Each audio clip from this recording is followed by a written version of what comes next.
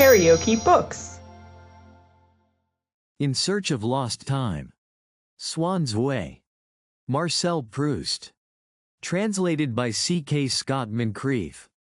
I know him slightly, we have some friends in common. Swann dared not add that one of these friends was the Prince of Wales.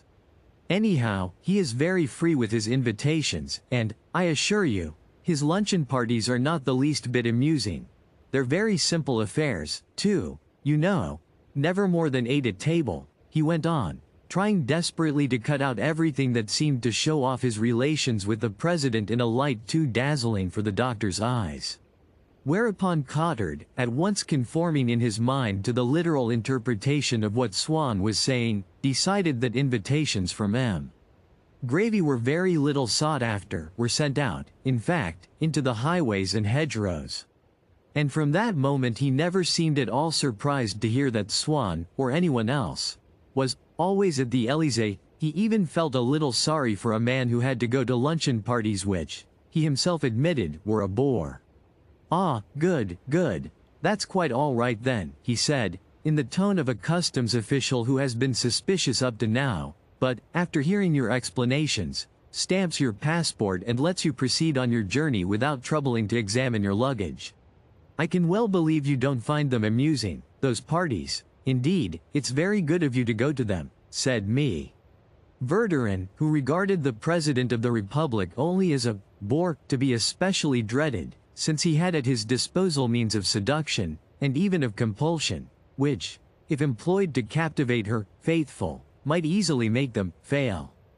"It seems, he's as deaf as a post, and eats with his fingers." "Upon my word. Then it can't be much fun for you, going there." A note of pity sounded in the doctor's voice, and then struck by the number, "Only 8 at table. Are these luncheons what you would describe as intimate?" he inquired briskly, not so much out of idle curiosity as in his linguistic zeal. But so great and glorious a figure was the President of the French Republic in the eyes of Dr. Cottard that neither the modesty of Swann nor the spite of me, Verdurin, could ever wholly efface that first impression, and he never sat down to dinner with the Verdurins without asking anxiously, "Do you think we shall see M. Swann here this evening? He is a personal friend of M. Gravy's. I suppose that means he's what you'd call a gentleman." He even went to the length of offering Swann a card of invitation to the dental exhibition. "This will let you in, and anyone you take with you," he explained, "but dogs are not admitted. I'm just warning you, you understand, because some friends of mine went there once, who hadn't been told, and there was the devil to pay." As for M. Verdurin, he did not fail to observe the distressing effect upon his wife of the discovery that Swann had influential friends of whom he had never spoken. If no arrangement had been made to go anywhere, it was at the Verdurins that Swann would find the little nucleus assembled, but he never appeared there except in the evenings, and would hardly ever accept their invitations to dinner, in spite of Odette's entreaties. "I could dine with you alone somewhere, if you'd rather," she suggested. "But what about me?" "Verdurin? Oh, that's quite simple. I need only say that my dress wasn't ready, or that my cab came late. There is always some excuse." "How charming of you." But Swann said to himself that, if he could make Odette feel, by consenting to meet her only after dinner, that there were other pleasures which he preferred to that of her company, then the desire that she felt for his would be all the longer in reaching the point of satiety. Besides, as he infinitely preferred to Odette's style of beauty that of a little working girl, as fresh and plump as a rose, with whom he happened to be simultaneously in love, he preferred to spend the first part of the evening with her, knowing that he was sure to see Odette later on. For the same reason, he would never allow Odette to call for him at his house, to take him on to the Verdurins. The little girl used to wait, not far from his door, at a street corner. Remy, his coachman, knew where to stop. She would jump in beside him, and hold him in her arms until the carriage drew up at the Verdurins. He would enter the drawing room, and there, while me. Verdurin, pointing to the roses which he had sent her that morning, said, "I am furious with you," and sent him to the place kept for him, by the side of Odette. The pianist would play to them, for their two selves, and for no one else. That little phrase by Vinteuil which was, so to speak, the national anthem of their love. He began, always with a sustained tremolo from the violin part, which, for several bars, was unaccompanied, and filled all the foreground, until suddenly it seemed to be drawn aside, and, just as in those interiors by Peter de Hooge, where the subject is set back a long way through the narrow framework of a half-opened door, infinitely remote, in color quite different, velvety with the radiance of some intervening light, the little phrase appeared, dancing, pastoral, interpolated, episodic, belonging to another world.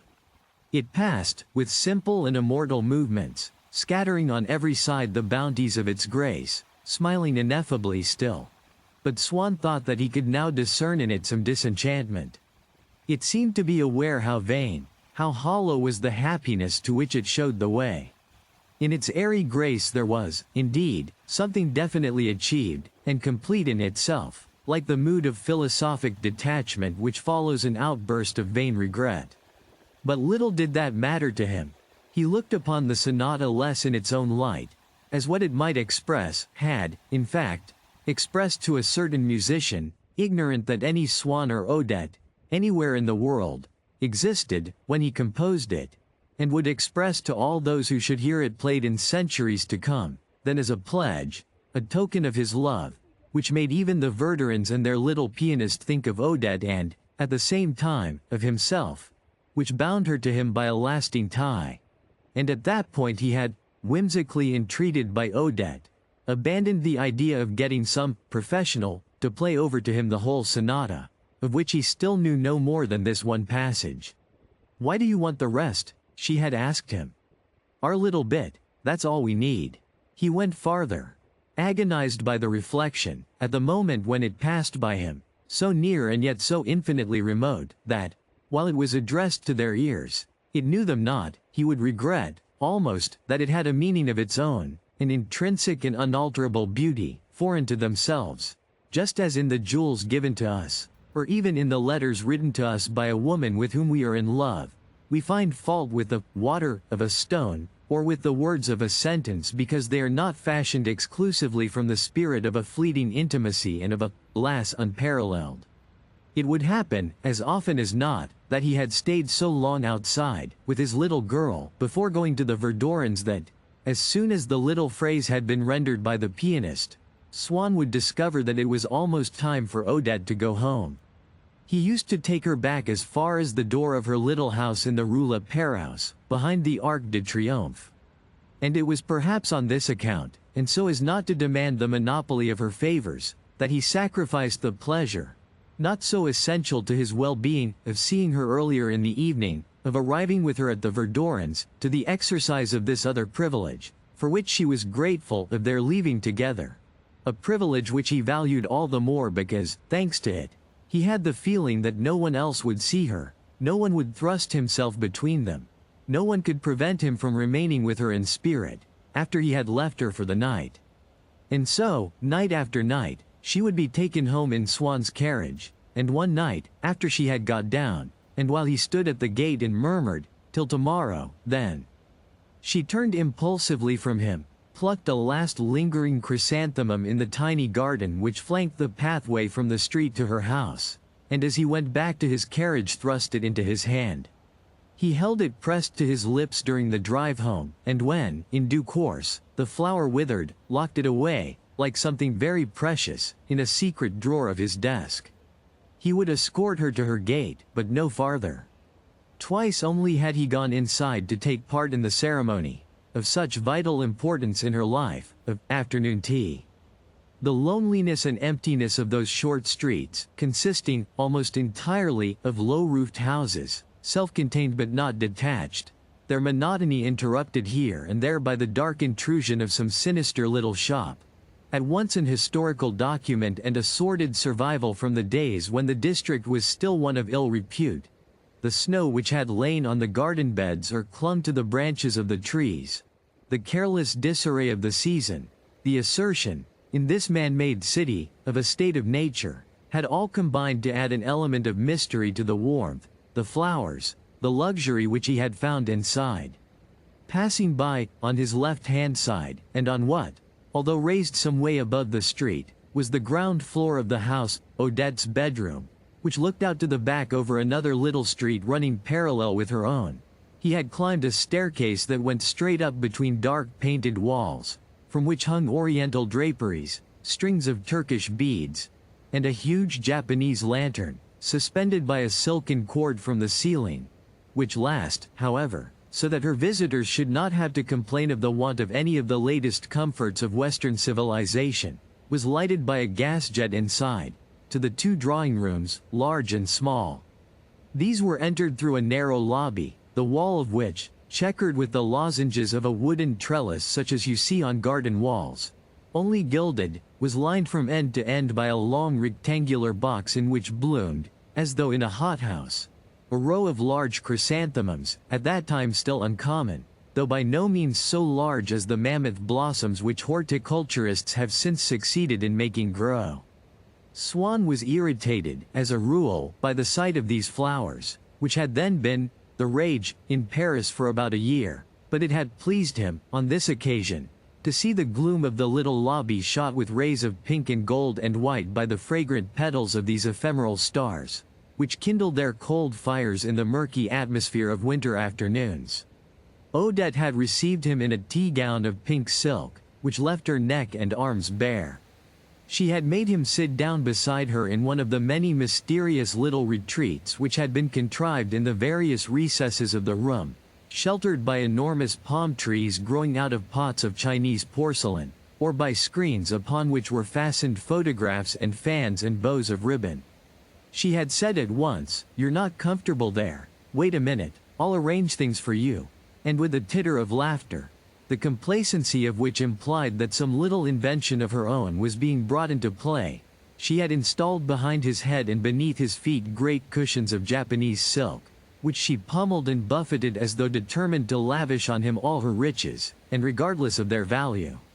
But when her footmen began to come into the room, bringing, one after another, the innumerable lamps which contained, mostly, in porcelain vases, burned singly or in pairs upon the different pieces of furniture as upon so many altars, rekindling in the twilight, already almost nocturnal, of this winter afternoon, the glow of a sunset more lasting, more roseate, more human, filling, perhaps, with romantic wonder the thoughts of some solitary lover, wandering in the street below and brought to a standstill before the mystery of the human presence which those lighted windows at once revealed and screened from sight.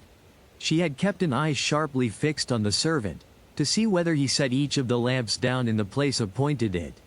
She felt that, if he were to put even one of them where it ought not to be, the general effect of her drawing-room would be destroyed, and that her portrait, which rested upon a sloping easel draped with plush, would not catch the light.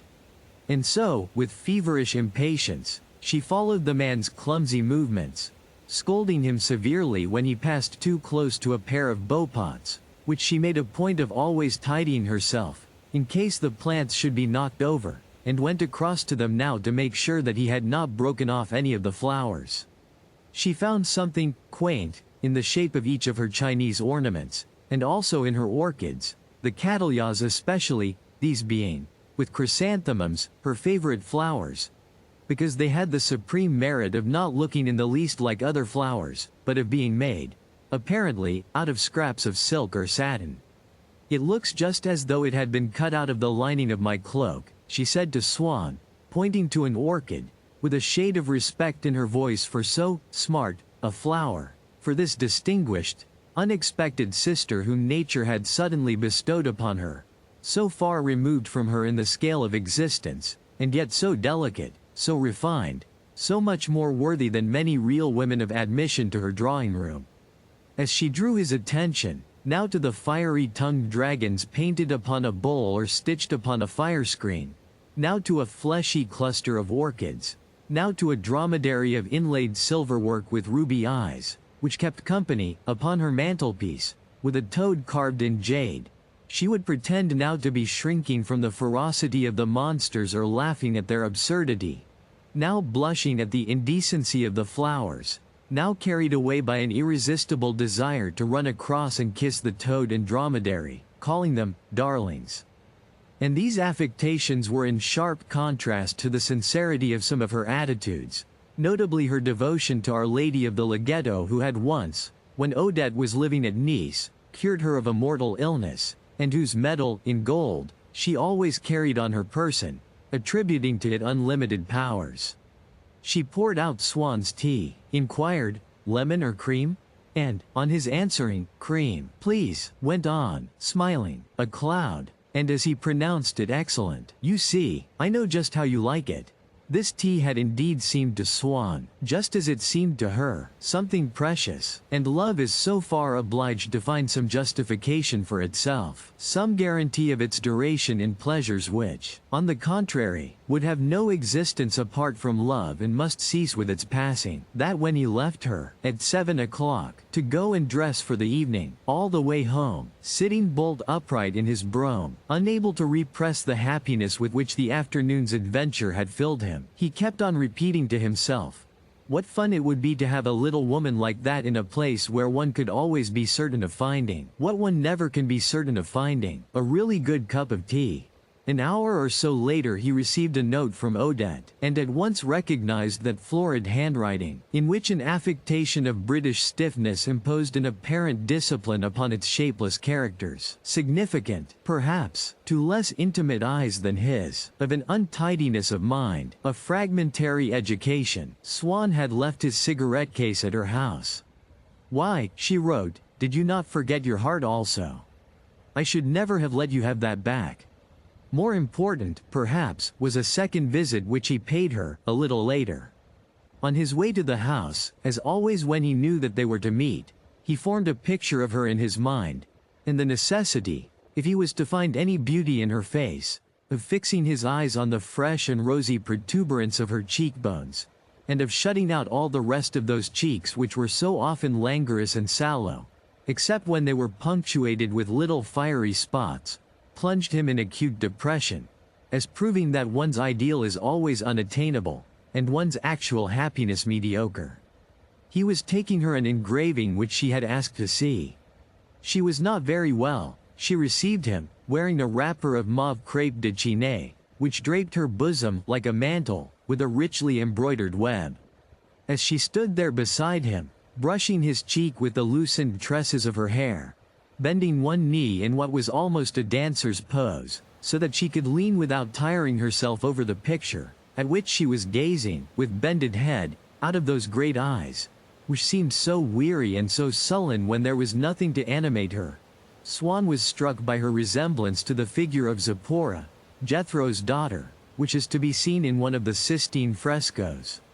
He had always found a peculiar fascination in tracing in the paintings of the old masters, not merely the general characteristics of the people whom he encountered in his daily life, but rather what seems least susceptible of generalization, the individual features of men and women whom he knew, as, for instance, in a bust of the Doge Loredan by Antonio Rizzo, the prominent cheekbones, the slanting eyebrows, in short, a speaking likeness to his own coachman Remy. In the coloring of a Ghirlandaio, the nose of M. de Palancy. In a portrait by Tintoretto, the invasion of the plumpness of the cheek by an outcrop of whisker, the broken nose, the penetrating stare, the swollen eyelids of Dr. du Boulbon. Perhaps because he had always regretted, in his heart, that he had confined his attention to the social side of life, had talked, always, rather than acted, he felt that he might find a sort of indulgence bestowed upon him by those great artists, in his perception of the fact that they also had regarded with pleasure and had admitted into the canon of their works such types of physiognomy as give those works the strongest possible certificate of reality and trueness to life. A modern, almost a topical savor. Perhaps, also, he had so far succumbed to the prevailing frivolity of the world of fashion that he felt the necessity of finding in an old masterpiece some such obvious and refreshing allusion to a person about whom jokes could be made and repeated and enjoyed today. Perhaps, on the other hand, he had retained enough of the artistic temperament to be able to find a genuine satisfaction in watching these individual features take on a more general significance when he saw them, uprooted and disembodied, in the abstract idea of similarity between an historic portrait and a modern original, whom it was not intended to represent. However that might be, and perhaps because the abundance of impressions which he, for some time past, had been receiving, though, indeed, they had come to him rather through the channel of his appreciation of music, had enriched his appetite for painting as well, it was with an unusual intensity of pleasure, a pleasure destined to have a lasting effect upon his character and conduct, that Swann remarked Odette's resemblance to the Zipporah of that Alessandro de Mariano, to whom one shrinks from giving his more popular surname, now that Botticelli suggests not so much the actual work of the master as that false and banal conception of it which has of late obtained common currency. He no longer based his estimate of the merit of Odette's face on the more or less good quality of her cheeks, and the softness and sweetness, as of carnation petals, which, he supposed, would greet his lips there, should he ever hazard an embrace, but regarded it rather as a skein of subtle and lovely silken threads, which his gazing eyes collected and wound together, following the curving line from the skein to the ball, where he mingled the cadence of her neck with the spring of her hair and the droop of her eyelids, as though from a portrait of herself, in which her type was made clearly intelligible. He stood gazing at her. Traces of the old fresco were apparent in her face and limbs, and these he tried incessantly, afterwards, to recapture, both when he was with Odette, and when he was only thinking of her in her absence, and, albeit his admiration for the Florentine masterpiece was probably based upon his discovery that it had been reproduced in her, the similarity enhanced her beauty also, and rendered her more precious in his sight. Swann reproached himself with his failure, hitherto, to estimate at her true worth a creature whom the great Sandro would have adored, and counted himself fortunate that his pleasure in the contemplation of Odette found a justification in his own system of aesthetic. He told himself that, in choosing the thought of Odette as the inspiration of his dreams of ideal happiness, he was not, as he had until then supposed, falling back, merely, upon an expedient of doubtful and certainly inadequate value, since she contained in herself what satisfied the utmost refinement of his taste in art. He failed to observe that this quality would not naturally avail to bring Odette into the category of women whom he found desirable, simply because his desires had always run counter to his aesthetic taste. The words Florentine painting were invaluable to Swann. They enabled him, gave him, as it were, a legal title, to introduce the image of Odette into a world of dreams and fancies which, until then, she had been debarred from entering, and where she assumed a new and nobler form. And whereas the mere sight of her in the flesh, by perpetually reviving his misgivings as to the quality of her face, her figure, the whole of her beauty, used to cool the ardor of his love, those misgivings were swept away and that love confirmed now that he could re-erect his estimate of her on the sure foundations of his aesthetic principles. While the kiss, the bodily surrender which would have seemed natural and but moderately attractive, had they been granted him by a creature of somewhat withered flesh and sluggish blood, coming, as now they came, to crown his adoration of a masterpiece in a gallery, must, it seemed, prove as exquisite as they would be supernatural. And when he was tempted to regret that, for months past, he had done nothing but visit Odette, he would assure himself that he was not unreasonable in giving up much of his time to the study of an inestimably precious work of art, cast for once in a new, a different, and especially charming metal, in an unmatched exemplar which he would contemplate at one moment with the humble, spiritual, disinterested mind of an artist, at another with the pride, the selfishness, the sensual thrill of a collector. On his study table, at which he worked, he had placed, as it were a photograph of Odette, a reproduction of Jethro's daughter.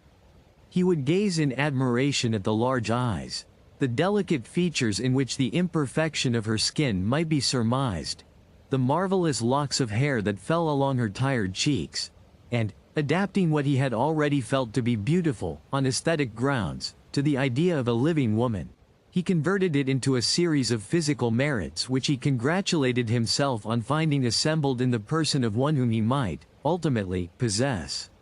The vague feeling of sympathy which attracts a spectator to a work of art, now that he knew the type, in warm flesh and blood, of Jethro's daughter, became a desire which more than compensated, thenceforward, for that with which Odette's physical charms had at first failed to inspire him. When he had sat for a long time gazing at the Botticelli, he would think of his own living Botticelli, who seemed all the lovelier in contrast, and as he drew towards him the photograph of Zipporah he would imagine that he was holding Odette against his heart. It was not only Odette's indifference, however, that he must take pains to circumvent. It was also, not infrequently, his own. Feeling that, since Odette had had every facility for seeing him, she seemed no longer to have very much to say to him when they did meet. He was afraid lest the manner, at once trivial, monotonous, and seemingly unalterable, which she now adopted when they were together should ultimately destroy in him that romantic hope, that a day might come when she would make avowal of her passion, by which hope alone he had become and would remain her lover. And so to alter, to give a fresh moral aspect to that Odette, of whose unchanging mood he was afraid of growing weary, he wrote, suddenly, a letter full of hinted discoveries and feigned indignation, which he sent off so that it should reach her before dinner time. He knew that she would be frightened, and that she would reply, and he hoped that, when the fear of losing him clutched at her heart, it would force from her words such as he had never yet heard her utter. And he was right. By repeating this device he had won from her the most affectionate letters that she had, so far, written him, one of them, which she had sent to him at midday by a special messenger from the Maison Dorée. It was the day of the Paris Merci Fête given for the victims of the recent floods in Murcia. Beginning, "My dear, my hand trembles so that I can scarcely write." And these letters he had kept in the same drawer as the withered chrysanthemum. Or else, if she had not had time to write, when he arrived at the Verdurins she would come running up to him with an, "I've something to say to you." And he would gaze curiously at the revelation in her face and speech of what she had hitherto kept concealed from him of her heart. Even as he drew near to the Verdurins' door, and caught sight of the great lamp-lit spaces of the drawing-room windows, whose shutters were never closed, he would begin to melt at the thought of the charming creature whom he would see, as he entered the room, basking in that golden light. Here and there the figures of the guests stood out, sharp and black, between lamp and window, shutting off the light, like those little pictures which one sees sometimes pasted here and there upon a glass screen, whose other panes are mere transparencies. He would try to make out Odette. And then, when he was once inside, without thinking, his eyes sparkled suddenly with such radiant happiness that M. Verdurin said to the painter, "H.M. seems to be getting warm." Indeed, her presence gave the house what none other of the houses that he visited seemed to possess. A sort of tactual sense, a nervous system which ramified into each of its rooms and sent a constant stimulus to his heart. And so the simple and regular manifestations of a social organism, namely the little clan, were transformed for Swann into a series of daily encounters with Odette, and enabled him to feign indifference to the prospect of seeing her, or even a desire not to see her. In doing which he incurred no very great risk since, even although he had written to her during the day, he would of necessity see her in the evening and accompany her home.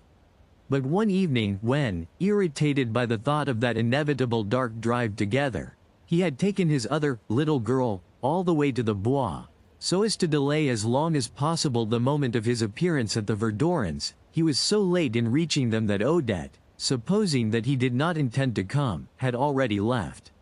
Seeing the room bare of her, Swann felt his heart wrung by sudden anguish. He shook with the sense that he was being deprived of a pleasure whose intensity he began then for the first time to estimate, having always, hitherto, had that certainty of finding it whenever he would, which, as in the case of all our pleasures, reduced, if it did not altogether blind him to its dimensions. "Did you notice the face he pulled when he saw that she wasn't here?" M. Verdurin asked his wife. "I think we may say that he's hooked." "The face he pulled?" exploded Drive. Cottard, who, having left the house for a moment to visit a patient, had just returned to fetch his wife and did not know whom they were discussing. "Do you mean to say you didn't meet him on the doorstep, the loveliest of swans?" "No. M. Swann has been here?" "Just for a moment." We had a glimpse of a Swann tremendously agitated. In a state of nerves. You see, Odette had left. You mean to say that she has gone the whole hog with him? That she has burned her boats? Inquired the doctor cautiously, testing the meaning of his phrases. Why, of course not. There's absolutely nothing in it. In fact, between you and me, I think she's making a great mistake, and behaving like a silly little fool, which she is, incidentally. Come, said M. Verdurin, how on earth do you know that there's nothing in it? We haven't been there to see, have we now? She would have told me, answered me. Verdurin with dignity. I may say that she tells me everything. As she has no one else at present, I told her that she ought to live with him. She makes out that she can't. She admits she was immensely attracted by him at first, but he's always shy with her, and that makes her shy with him. Besides, she doesn't care for him in that way, she says. It's an ideal love, platonic, you know. She's afraid of rubbing the bloom off. Oh, I don't know half the things she says, how should I? And yet he's exactly the sort of man she wants. I beg to differ from you, M. Verdurin courteously interrupted. I am only half satisfied with the gentleman. I feel that he poses me. Verdurin's whole body stiffened. Her eyes stared blankly as though she had suddenly been turned into a statue. A device by means of which she might be supposed not to have caught the sound of that unutterable word which seemed to imply that it was possible for people to pose in her house, and, therefore, that there were people in the world who mattered more than herself. Anyhow, if there is nothing in it, I don't suppose it's because our friend believes in her virtue. And yet, you never know, he seems to believe in her intelligence. I don't know whether you heard the way he lectured her the other evening about Vinteuil's sonata. I am devoted to Odette, but really, to expound theories of aesthetic to her, the man must be a prize idiot. Look here, I won't have you saying nasty things about Odette, broke in me. Verdurin in her spoiled child manner. She is charming. There's no reason why she shouldn't be charming. We are not saying anything nasty about her, only that she is not the embodiment of either virtue or intellect. After all, he turned to the painter, does it matter so very much whether she is virtuous or not? You can't tell. She might be a great deal less charming if she were. On the landing, Swann had run into the Verdurin's butler, who had been somewhere else a moment earlier, when he arrived, and who had been asked by Odette to tell Swann. But that was at least an hour ago, that she would probably stop to drink a cup of chocolate at Proust's on her way home. Swann set off at once for Proust's, but every few yards his carriage was held up by others, or by people crossing the street. Loathsome obstacles, each of which he would gladly have crushed beneath his wheels, were it not that a policeman fumbling with a notebook would delay him even longer than the actual passage of the pedestrian. He counted the minutes feverishly, adding a few seconds to each so as to be quite certain that he had not given himself short measure, and so, possibly, exaggerated whatever chance there might actually be of his arriving at Proust's in time, and of finding her still there. And then, in a moment of illumination, like a man in a fever who awakes from sleep and is conscious of the absurdity of the dream shapes among which his mind has been wandering without any clear distinction between himself and them, Swann suddenly perceived how foreign to his nature were the thoughts which he had been revolving in his mind ever since he had heard at the Verdurins that Odette had left, how novel the heartache from which he was suffering, but of which he was only now conscious, as though he had just woken up. What?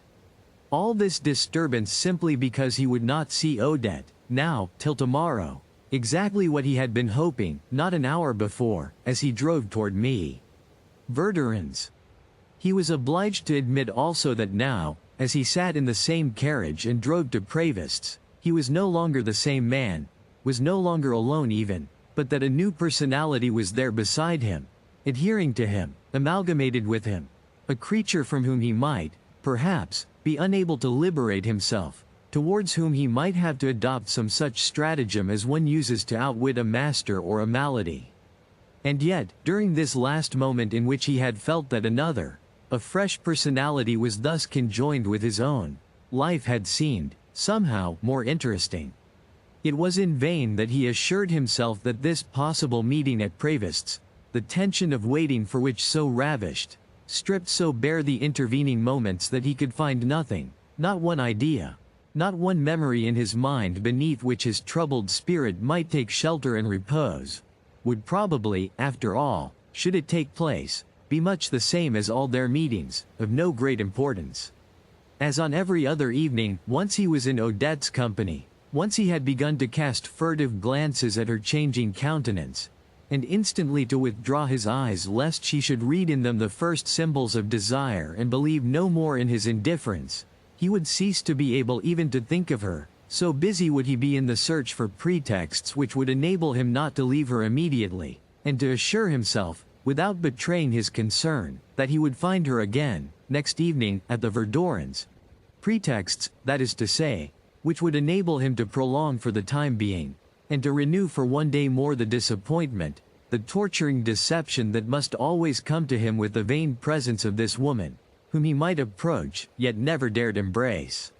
She was not at Prévost's. He must search for her, then, in every restaurant upon the boulevards. To save time, while he went in one direction, he sent in the other his coachman Remy, Rizzo's Doge Loredan, for whom he presently, after a fruitless search, found himself waiting at the spot where the carriage was to meet him. It did not appear, and Swann tantalized himself with alternate pictures of the approaching moment, as one in which Remy would say to him, "Sir, the lady is there," or as one in which Remy would say to him, "Sir, the lady was not in any of the cafes." And so he saw himself faced by the close of his evening, a thing uniform, and yet bifurcated by the intervening accident which would either put an end to his agony by discovering Odette, or would oblige him to abandon any hope of finding her that night, to accept the necessity of returning home without having seen her. The coachman returned, but, as he drew up opposite him, Swann asked, "Not, did you find the lady? But, remind me, tomorrow, to order in some more firewood. I am sure we must be running short." Perhaps he had persuaded himself that, if Remy had at last found Odette in some café, where she was waiting for him still, then his night of misery was already obliterated by the realization, begun already in his mind, of a night of joy, and that there was no need for him to hasten towards the attainment of a happiness already captured and held in a safe place, which would not escape his grasp again. But it was also by the force of inertia.